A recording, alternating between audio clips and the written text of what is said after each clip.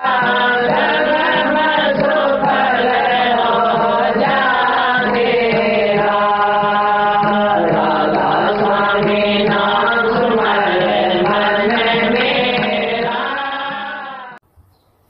दूसरे का गलत करता नहीं है मालिक, उसका भी गलत नहीं करता। परंतु जो किसी का कर्ज होता है वो किसी भी तरह से लेता तो है ही दुनिया में आके, कोई बेटा बन के, कोई बहू बन के, कोई बाप बन के, कोई माँ बन के, कोई पशु बन के, अपना अपना वो चुकता करते हैं। अनेकों बात कई बार ऐसी घटना हो भी जाती हैं जिनको देखने होता है। हमारे गांव की एक वास्तविक बात ये, पुराने ज़माने में गाड़ी जोड़ा करते, जो आजकल ट्रांसपोर्टेशन का काम तो ट्रक और इनसे होने लग गया ना, व्हीकल से। व्हीकल कुछ नहीं थे, गाड़ी ऊंट बैलों पर लाद के सामान एक जगह से दूसरी जगह ले जाया करते।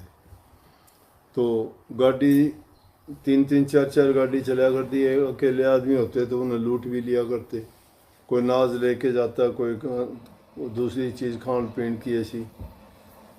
तो ज़्यादा चोरी डकैती भी इन्हीं चीज़ों की होती थी। और तो कोई सोने चांदी तो थे ही नहीं उन दिनों में, गरीबी थी। आज के ज़माने में तो काफ़ी कुछ ऐसा है कि आदमी के जेब में मिल जाएंगे 10-20 हज़ार। तो जब तो चांदी के सिक्के होते लेके ही नहीं सुन सकते थे इतने। परंतु पशुओं पर, उन पर लाद के ऊँट पे बैलगाड़ियों में ले जाते थे। तो बैलगाड़ी जाया करती 3-4, एक बार एक अकेला बैल कहीं से उन गाड़ियों के पीछे हो लिया। गाड़ी वापिस आ गई, गाँव में आई। बोले भैया बैल तो अपने पीछे पीछे हो रहा, किसका हो? कि अपना तो किसी का है नहीं। तो बोला किसका होना चाहिए? क्यों, कोई एक लेगा तो दूसरा यूँ कहेगा तूने क्यों ले लिया, तीसरा भी कह दिया तूने क्यों लिया। नहीं बोला इसलिए इसका फैसला ये है, ये बैल जिसके घर जाएगा ना उसी का हो गया, जिसकी गाड़ी के पीछे। तो एक जमींदार था, उसके पीछे चला गया। बोला भाई तेरा हो गया, तेरे घर आ गया, ले लिया। 2-4 दिन के बाद सपना आया उसको, जिसके बैल गया था, तू मेरा कर्जा मांगे, मैं तेरा कर्जा देने के लिए आया हूँ। बैल बोला, बोला भाई तेरा मेरा क्या कर्जा? बोला पिछले जन्म का है। बोला क्या कर्जा है? बोला 30 रुपये। बोला फिर तू कर्जा कैसे देगा? के बोला कि आज एक आदमी आओगा बैल खरीदने के लिए, हम पास में गांव पड़े, बापुड़ा गांव। तो उन्होंने बोला उससे 30 रुपये मांग लिया, वो 30 रुपये देगा। अच्छा, बोला मैं उसका मांगूँ 30 रुपये, वो 30 रुपये दे के तो मन ले जाएगा, मैं उसके जाऊंगा, एक दिन रहूँगा, दूसरे दिन उसके जाके मर जाऊंगा। तेरा भी कर्जा चूक जाएगा और मैं उससे भी ले लूँगा। वो है बनी। दिन का टाइम आदमी आया, बोला भाई बैल बेच ले। उसको याद आ गई, बोला कि हाँ बेच दूँगा।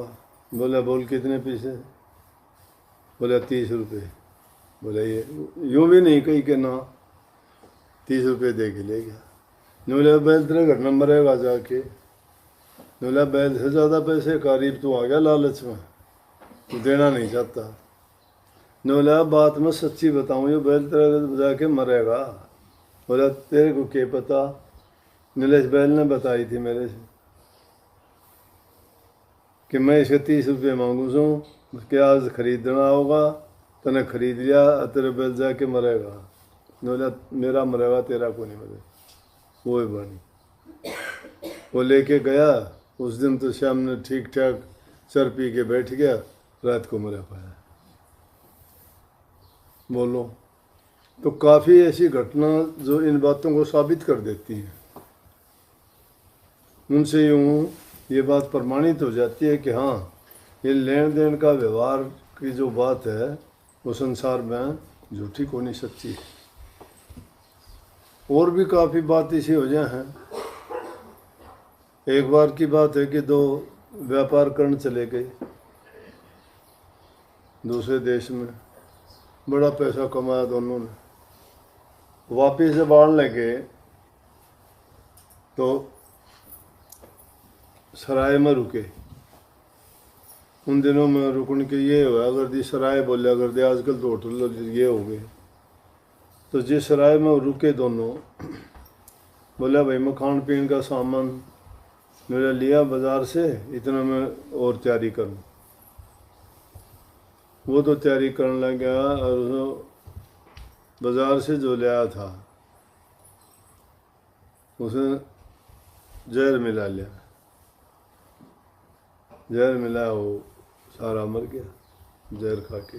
एक जिसने जिंदा रह गया, पैसे अब्बल कमा के लाए थे, पैसे रख दिए। घर आया, गांव के थे, वो गांव में जाके कहने लगा भाई इस तरह पैसे हमने बहुत कमाए, लेकिन परमात्मा की ने कौन रोक सके, जो होनी होती है वो तो होके रहेगी।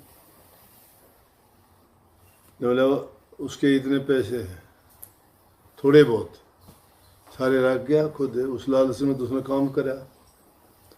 और उन्होंने किसी वैद्य पर डॉक्टर पे लिखवा दिया कि यह मौत मरा है, जहर तक नहीं मौत हुई।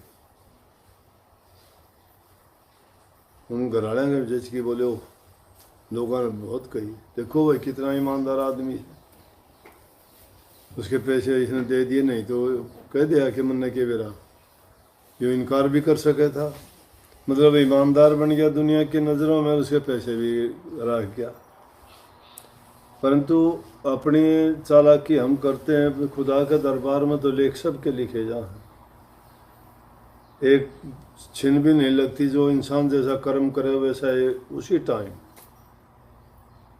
मन में आते ही उसका जो है लिख दिया जा है कि इसका मन में यो पाप होया, भरम होया। बस धीरे धीरे करके रहने लग गया। उसने ज़मीन ले ली, शादी कर ली, बहू आ गई, बच्चा हो गया, लड़का होया। देखे तो 2 साल में यूँ ला गया, 5 साल का, 10-12 साल का हो गया, उसकी शादी कर दी छोरे की। ठाड़ा तकड़ा, कोई कमी नहीं घर में।